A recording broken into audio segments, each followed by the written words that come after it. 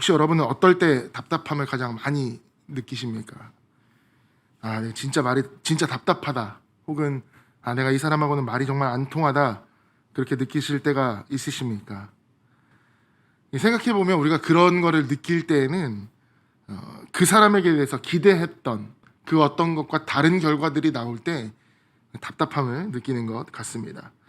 뭔가 반응을 해야 하는 상황에서, 그리고 뭔가 행동을 해야 하는 상황에서 아무것도 하지 않는 것을 볼 때 우리는 답답함을 느낄 수 있죠.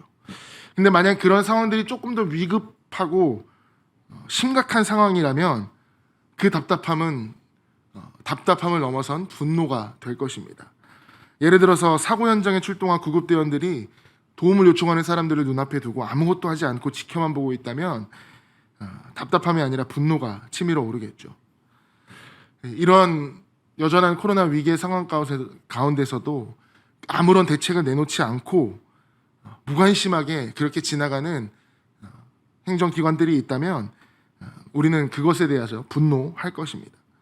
사태는 더 악화될 것이고 문제는 더 심화될 것이고 사람들이 가만히 있지 않는 상황이 오게 되겠죠. 여러분, 근데 이러한 답답함과 분노를 우리는 때로는 하나님에게서 느낄 수도 있을지 모르겠습니다. 이런 감정을 하나님을 향해서 가질 수도 있다는 거죠. 하나님을 믿는 사람이라면 한 번쯤은 다 경험해보는 그런 감정 같습니다. 하나님이 아무것도 하지 않는다라고 느껴질 때, 계속 기도했는데 아무런 변화가 느껴지지 않을 때, 하나님이 기도를 들으시는지도 모르겠고, 들으신다면 어떻게 이렇게 외면하실 수가 있는지, 아무런 반응이 없으신지, 계속 침묵만 하고 계시는지 답답하기만 합니다. 내가 당하는 여러 어려움 가운데서 도우심을 구하고 있는데 상황은 변하지 않고 하나님 무관심한 것 같습니다. 지금 무엇을 하고 계시는지 잘은 모르겠지만 확실한 건 그냥 이 상황에 대해서 손을 놓고 계시고 있다라고 우리는 확신하죠. 길어지는 코로나 사태를 위하여 우리가 얼마나 많이 기도했습니까? 물론 점차 나아지고 있다라고 이야기하는 사람들도 있고 더 심해질 것이다라고 이야기하는 사람들도 있지만 분명한 것은 우리가 이 코로나의 종식을 위해서 지금까지도 기도를 하고 있다라는 것입니다. 예배뿐만 아니라 다른 모임을 금지라고 표현하기까지는 좀 그렇지만 축소시키고 모이지 못하게 하고 관계를 끊어내는 그런 상황들이 계속해서 이루어지게 되었었고, 또 믿는 사람들은 왜 교회에만 조금 더 강화된 조치를 취하느냐라고 느껴질 때도 있었습니다. 믿는 사람들이 왜 이런 일을 겪어야 됩니까? 우리가 모이는 이유가 우리의 이익을 위해서가 아니지 않습니까? 함께 모여 하나님을 높이고 하나님의 말씀에 순종하여서 조금 더 우리가 어떻게 하면 올바르게 신앙적으로 더 바르게 살려고 노력하려고 모이는 것인데, 그렇게 모이는 사람들을 하나님께서는 지켜주셔야 하는데 여전히 교회에서 더 많은 확진자가 나온다라는 이야기가 돌고 있고, 또 그것들을 보면 우리는 지치고 무력하고 피로감이 더 커지게 됩니다. 언제까지 이래야 될까요?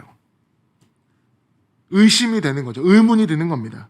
하나님 지금 도대체 뭐 하고 계시는지, 왜 우리의 기도를 듣지 않고 계시는지, 언제까지 침묵하고 계시는지, 이 코로나가 언제 끝날지. 우리가 섬기는 하나님이 이런 어려운 상황 가운데서도 침묵해진다고 느껴질 때, 우리의 기도가 외면당하고 우리의 간구가 아무 의미 없이 허공에 퍼지는 메아리 같다고 느껴질 때 우리는 당연히 하나님에 대한 의심이 생길 수밖에 없다라는 거죠. 그럴 때 우리는 어떻게 해야 됩니까? 우리 앞에 당면에 있는 코로나라는 공통적인 주제를 가지고 여러분에게 말씀드렸지만, 때로는 이 코로나보다 훨씬 더 심각한 우리 각자의 상황들이 우리를 답답하게 할 수도 있을 것입니다. 다행이라고 해야 될까요? 우리에게 생기는 이 복잡한 마음들, 답답한 마음들, 혹은 그것을 넘어선 분노들, 하나님에 대한 원망들, 지금 우리에게만 있는 일이 아니었습니다. 이런 일들은 계속해서 있어 왔고 사람들을 힘들게 했던 것이죠. 그래서 믿음의 사람들이 하나님께 질문했고 마치 숨어 계시는 하나님을 찾기도 했고 침묵하는 하나님께 부르짖기도 했습니다. 특별히 사람의 마음을 가장 진솔하게 표현했다라고 할 수 있는 말씀이 시편인데요. 이런 시편의 여러 곳곳에서 애끓는 말씀을 우리는 볼 수 있게 되죠. 여호와여 어찌하여 멀리 서시며 어찌하여 환난 때에 숨으시나이까? 어찌하여 나를 영원히 잊으시나이까? 하나님이 어찌하여 나를 버리셨나이까? 내 신음소리를 듣지 아니하시나이까? 내게 귀를 막지 마소서. 주께서 내게 잠잠하시면 내가 무덤에 내려가는 자와 같을까 하나이다. 물론 시편의 수많은 고백들 중에 하나님을 원망하는 구절은 일부일 것입니다. 시편 전체가 절대 그렇지 않습니다. 시편은 하나님을 찬양하는 시니까요. 근데 그 종종 이렇게 하나님을 원망하는 이야기들이 들려왔다라는 것에 우리는 주목해야 된다는 것이죠. 방금 읽어드린 그 말씀이 어떻게 들리십니까? 있는 그대로의 말씀을 가져오지 않고 조금 더 제가 심각하게 표현을 했다고 생각을 하십니까? 아니면 나랑 관련이 없는 표현이다라고 생각이 드십니까? 혹은 하나님 앞에 어찌 이렇게 불손하게 고백을 할 수 있을지 생각이 드실 수도 있습니다. 표현은 좀 다르겠지만 우리의 마음 가운데에 이런 비슷한 마음이 있을 때가 있다는 것이죠. 야경을 좋아하십니까? 저는 야경을 참 좋아했었습니다. 왜 했었다라고 과거형으로 이야기를 한다면 우리가 전망대에 올라가서 사람들의 사는 곳을 이렇게 내려다보면 엄청 아름다우죠. 그리고 밤이 되면 그곳이 찬란하게 빛이 내려서 더 멋있는 것처럼 보입니다. 하지만 그 전망대에서 내려와서 그 불빛 안으로 들어가 보게 되면 어떻죠? 사람들이 부대끼는 땅에서의 모습을 직접 보면 그렇게 아름답지만은 않다라는 것이죠. 한국의 서울의 야경은 야근이 만들어내는 광경이다라고 표현한 글도 있습니다. 멀리서 보는 것이 아니라 가까이 가서 그 가로등을 보면 그 가로등 아래에는 수많은 벌레들, 그 불빛을 보려고 몰려든 너무나 많은 것들을 우리가 보기 싫어하는 것들이 보여지게 된다는 것이죠. 여러분은 전망대 위에 살고 계십니까? 아니면 그 밑에 땅을 딛고 살고 계시는 분들이십니까? 우리의 삶은 전망대가 아니라 그 땅을 밟고 사는 사람들입니다. 멀리서 이 전망대를 바라보며 낭만에 젖어서 사는 삶이 아니라 그 빛 아래서 치열하게 살아가는 우리들의 삶입니다.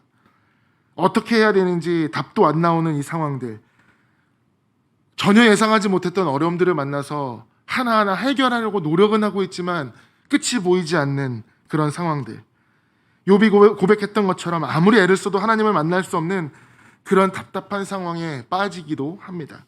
욥은 이렇게 고백했습니다. 그런데 내가 앞으로 가도 그가 아니 계시고 뒤로 가도 보이지 아니하며 그가 왼쪽에서 일하시나 내가 만날 수 없고 그가 오른쪽으로 돌이키시나 배울 수 없구나. 저절로 한숨이 나오고 탄식이 나오고 어려울 때가 있다는 것이죠. 우리는 그런 인생을 살고 있습니다. 근데 진짜 문제는 이런 답답한 상황, 어려운 상황들 우리에게 있을 수 있습니다. 하지만 분명히 계시는 그 하나님께서 우리에게 보여지지 않을 때, 정말 안 계시는 것처럼 느껴질 때가 있다는 거죠. 그런 생각 정말 들어보신 적 없으십니까? 내가 하나님을 믿고 예배를 너무나 잘 드리고 있지만 가만히 혼자 앉아서 이렇게 삶을 돌아보면 과연 정말 하나님이 계실까라는 의문이 들 때도 있다라는 거죠. 어느 책의 제목처럼 내가 고통당할 때 하나님은 어디 계십니까? 라는 의문을 가질 수밖에 없다라는 것입니다. 왜 어려움과 아픔을 침묵만 하고 계실까요?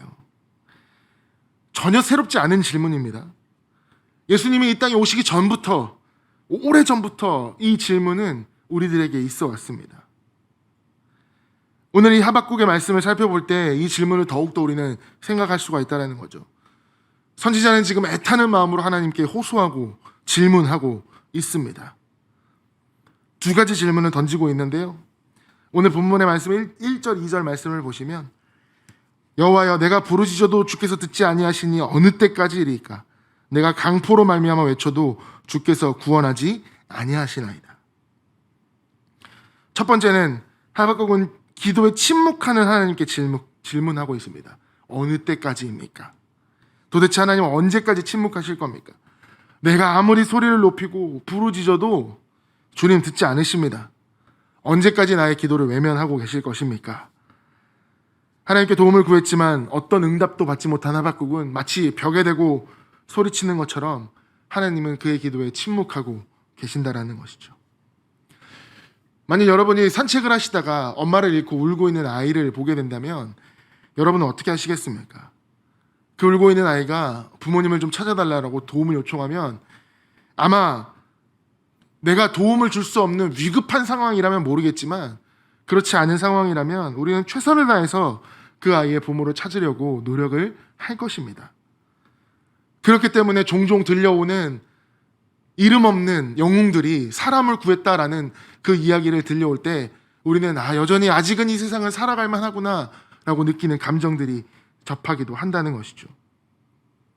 잘 모르는 사람이 나에게 와서 도움을 요청할 때 우리는 도움을 줄 수 있습니다. 하물며 나와 가까운 사람, 내가 아는 사람, 내가 아끼는 사람, 내가 사랑하는 사람이 도움을 요청한다면 어떻게 하시겠습니까? 우리는 절대 외면할 수 없을 것입니다. 자녀가 부모에게 도움을 구하는데 어떻게 그냥 무시할 수 있겠습니까? 어떻게 무관심할 수 있겠습니까? 자녀가 도와달라고 하면 거절하기 어렵습니다. 어떻게든 도와주고 싶은 겁니다. 저희 둘째가 지금 조금 아픈 상황인데요. 재채기만 하면 콧물이 엄청 흐릅니다.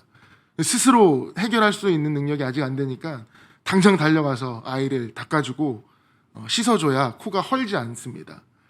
근데 문제는 밤에 잘 때 일어나는 거죠. 잘 때 자기도 모르게 재채기를 합니다. 피곤하고 어렵지만 그 재채기 소리를 듣고 저는 벌떡 일어나서 아이에게 다가갑니다. 그게 부모의 심정 아니겠습니까? 그런 마음입니다. 남을 도와주고 싶고 내가 사랑하는 아이를, 내가 사랑하는 사람을 지켜주고 싶은 그 마음. 그런데 지금 하나님 어떻게 하고 계십니까? 강포로 말미암아 외쳐도 아무런 응답이 없다라고 하는 거예요. 여기 강포는 폭력이라는 말인데요. 폭력이라고 외쳐도 하나님을 외면하신다라는 겁니다. 구해달라고 소리치는데 아무런 대답도 없으신 거죠. 한두 번 기도해서 응답 없다고 불평하는 건 아닌 것 같습니다. 도대체 언제까지 나를 외면하시겠냐라고 물는 것으로 보아 더 이 하박국 선지자는 아마 간절하게 지금 계속해서 하나님을 부르고 있는 것 같습니다. 이렇게까지 하나님 앞에 나오는 이 선지자의 심령이 어떠겠습니까? 실망감을 넘어선 아마 분노까지 갈 수도 있었을 것 같습니다. 근데 하박국의 질문은 여기서 그치지 않죠. 3절 4절에 계속 보시면 죄악에 침묵하시는 하나님께 질문을 하고 있습니다. 어찌하여 내게 죄악을 보게 하십니까? 이렇게 죄악이 넘쳐나는데 하나님은 왜 관심도 없으십니까? 내가 보는 이 수많은 죄악을 하나님은 동일하게 보고 계시지 않습니까? 라고 질문하는 거죠. 어떤 죄악들은 우리가 볼 때도 진짜 참기 힘든 것들이 있습니다. 죄에 쉽게 넘어지는 우리를 볼 때에도 사실 용납되지 않는 죄악들도 있죠. 근데 거룩하신 하나님께서, 흠도 없으신 하나님께서 그 죄악을 보실 때 어떤 마음이실까요? 정의가 무너지고 공의가 짓밟히는 그런 세상. 도대체 왜 가만히 계시냐고 하박국이 물어볼 수밖에 없다라는 것이죠. 하나님은 침묵하시니까 결과가 어떠냐고 하나님께 이야기를 하고 있는 것입니다. 의인들이 악인들 때문에 고통당하고 율법이 해이해졌다는 것은 마비되었다는 뜻입니다. 죄악에 대한 심판이 전혀 이루어지지 않으니까 그 세상은 마비가 된 것처럼, 선이 없는 것처럼 악인들이 율법을 지키지 않고 악을 행하며 힘 있는 자들은 악인들의 죄악을 눈 감아주고 오히려 악한 자들을 핍박하고 있는 그 상황. 왜곡되고 부정이 판을 치는 이 하박국이 살고 있는 남유다의 모습이었습니다. 똑같은 수식어구를 갖다 붙여서 우리가 살고 있는 지금의 모습입니다라고 해도 전혀 어색하지 않다라는 것이죠.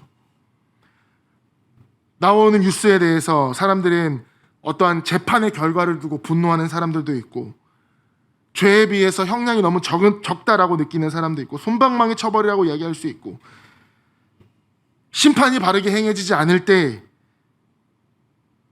우리는 자신의 이익에 따라, 상황에 따라 그 판결을 엎어버리는 그 어떤 공권력에 대한 분노도 때론 하게 됩니다.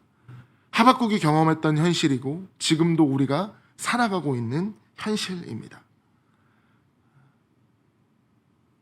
굳이 그런 어떠한 공권력에 대해서 이야기를 하지 않아도 불의는 여전히 지금도 계속 되어지고 있죠. 우리는 잘 알지 못하는 영역이라 할지라도 우리는 그런 불의들을 경험하게 되는 것입니다. 우리는 어떻게 해야 됩니까? 우리는 먼저 하나님 앞에 하박국처럼 동일하게 질문해야 됩니다. 하나님께 질문하는 것 전혀 나쁜 것 아닙니다. 괜찮습니다. 의문을 제시하십시오. 우리는 의심을 가지고 하나님 앞에 나아갈 수 있는 사람들입니다. 자신을 힘들게 하는 그 의심을 하박국은 그냥 덮어두지 않았습니다. 절박한 기도에도, 넘치는 죄악에도 침묵하신 하나님을 이해할 수 없었기 때문에 하나님 앞에 질문을 했던 것입니다. 하나님, 내가 당신을 의심해도 될까요? 라는 책도 있습니다. 그 질문에 대한 답은 무엇이죠? 해도 된다 입니다. 당연히 의심해도 되죠.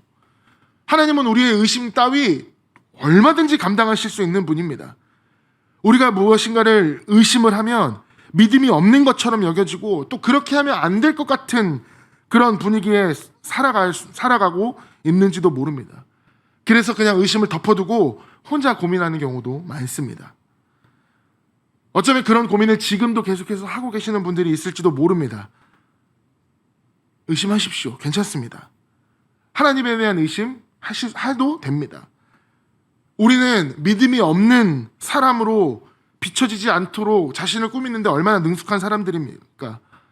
괜히 의문을 제시하고 질문했다가 무엇인가 신앙적으로 부족한 사람인 것처럼 찍힐까봐 걱정하는 것입니다. 그래서 가면을 쓰고 속마음을 감추죠. 사람들과 교제하면서 정답만 이야기하려고 합니다.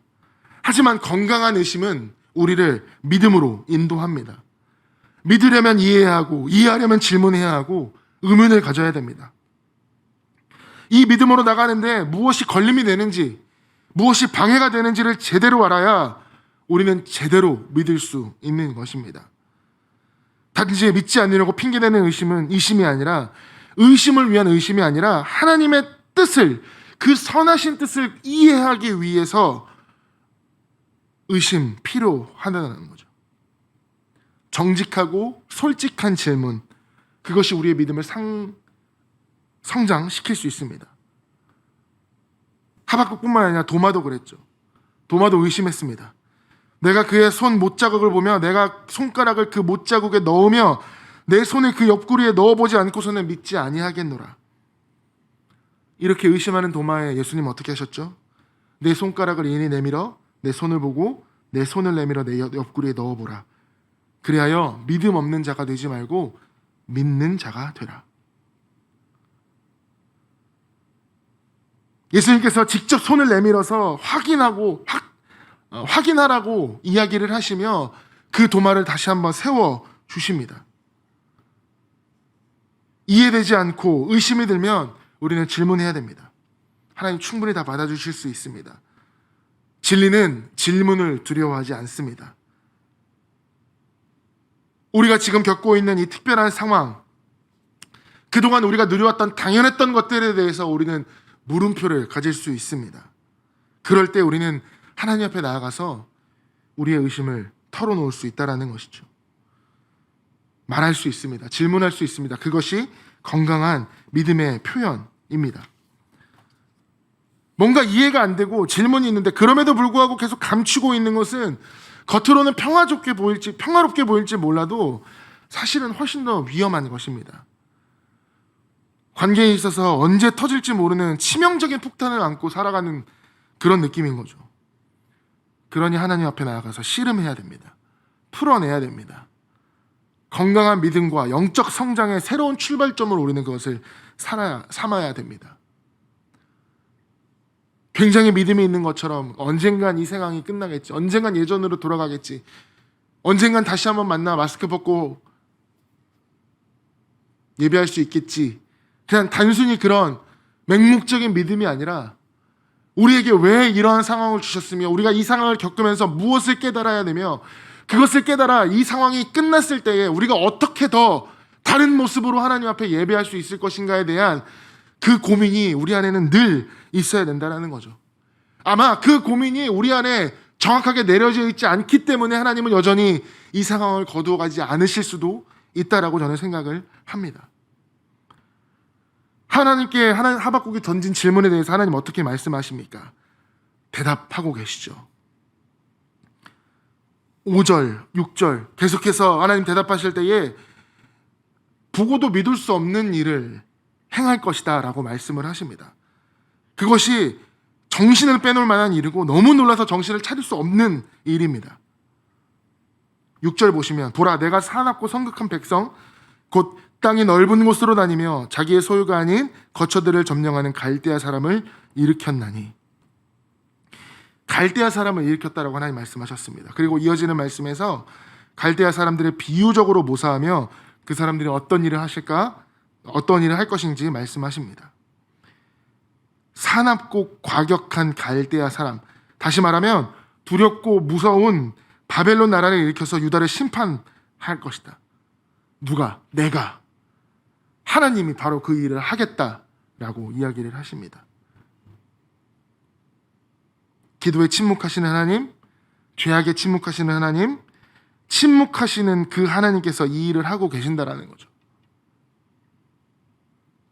하나님은 그분의 뜻대로 여전히 세상을 움직이고 계시고 있습니다.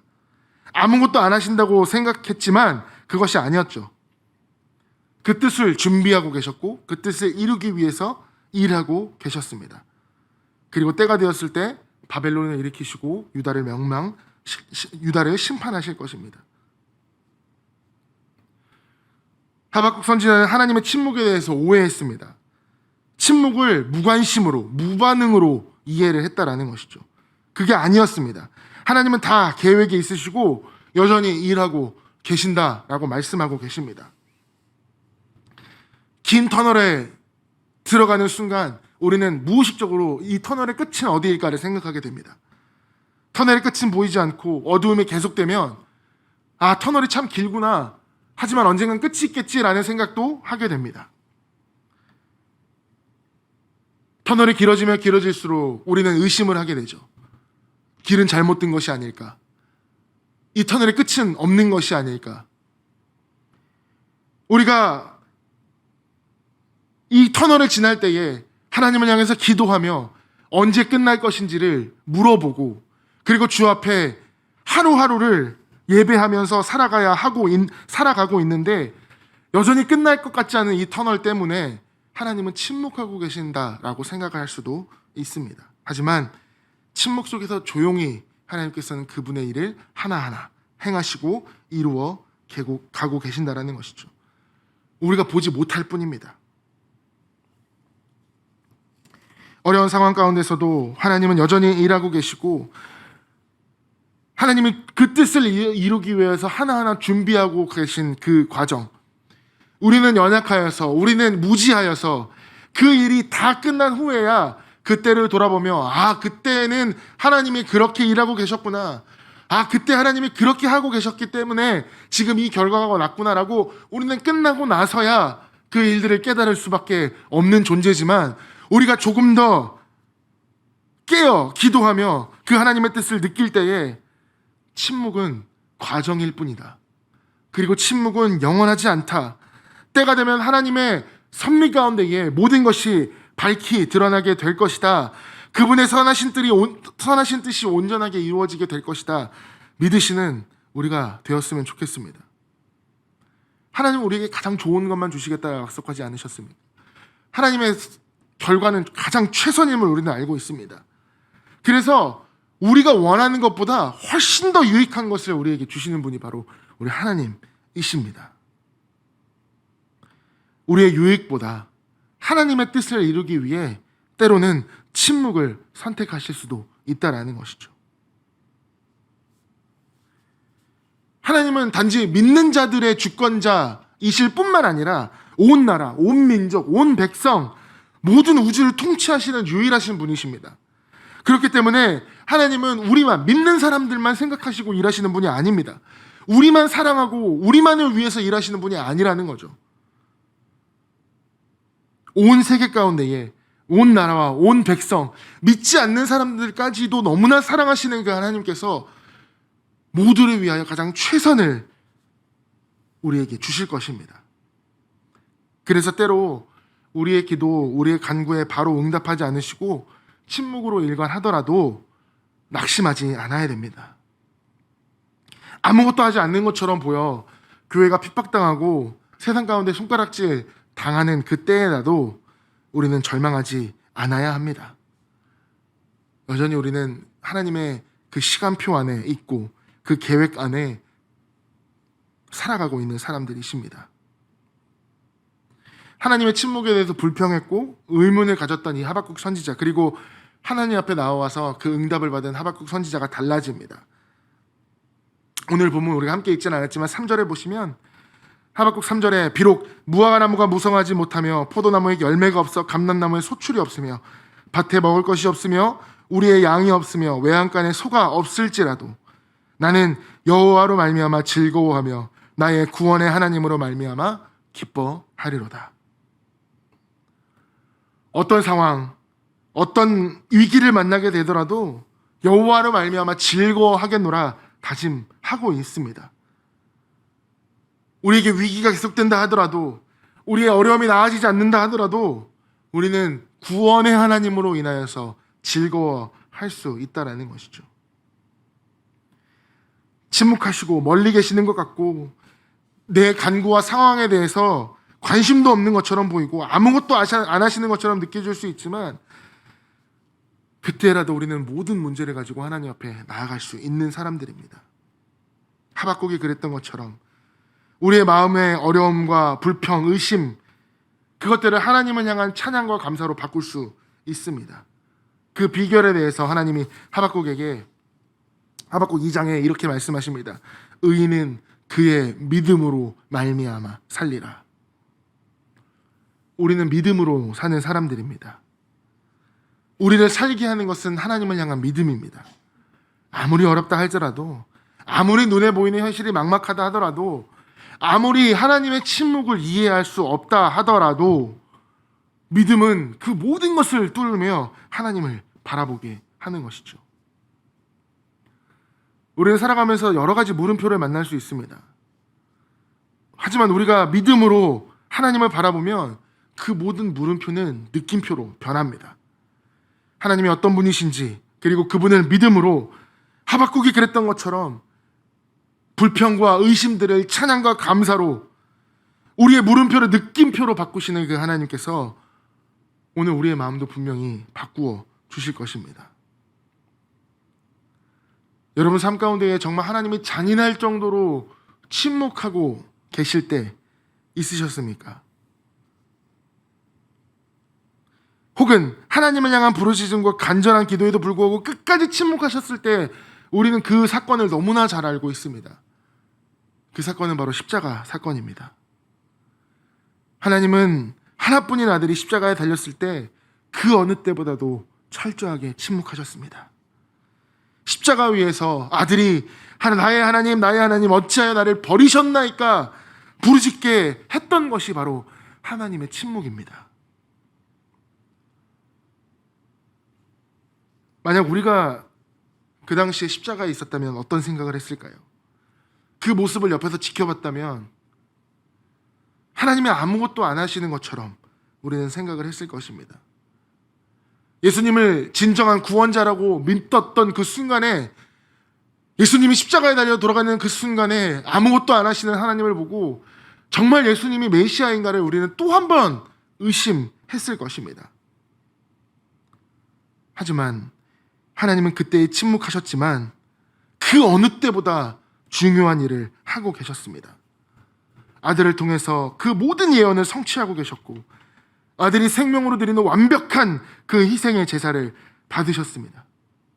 창세전부터 계획하신 그 구원의 역사를 이루신 그 순간입니다. 그리고 성소의 휘장을 둘로 찢으셨습니다. 누구든지 예수님의 피를 힘입어 자신에게로 나올 수 있게 하셨습니다. 눈에 보이지 않는 것이 진짜 믿음, 눈에 보이지 않는 것을 믿는 것이 진짜 믿음이라고 우리는 입버릇처럼 이야기를 하고 합니다. 맞습니다. 여기 계신 여러분 너무너무 대단하신 분들입니다. 하나님 한 번도 보지도 않고 예수님 한 번도 만나지도 않으셨으면서도 이렇게 나와서 하나님 앞에 예배를 드린다는 그 사실 하나만으로도 하나님은 너무너무 기뻐하실 것입니다. 하지만 때론 그 눈에 보이지 않는 하나님 때문에, 눈에 보이지 않기 때문에 하나님이 아무것도 안 하시는 것처럼 느껴질 때, 하나님은 침묵하고 계신다라고 이해될 때 우리는 그것이 오해라고 당당하게 이야기를 할 수 있어야 합니다. 하나님은 우리의 최선을 아시는 분이시고 여전히 일하고 계시는 분이십니다. 그렇기 때문에 우리는 하나님을 향해 한 발짝 한 발짝 더 나아갈 수 있다는 거죠. 믿음으로 사시는 여러분입니다. 믿음으로 사는 우리들입니다. 그 믿음은 하나님을 향한 의심, 불평, 그 모든 것들을 뚫고 하나님을 향한 믿음과 찬양으로 바뀌게 될 것입니다. 그리고 더욱더 그 믿음 위에 굳게 서서 이 어려움들이 끝날 때에 역시 하나님, 역시 우리 하나님, 우리의 기도를 들어주셨다라고 간증하며 찬양하며 더 기쁨으로 나아갈 수 있는 여러분들이 되시기를 주님의 이름으로 축원하겠습니다.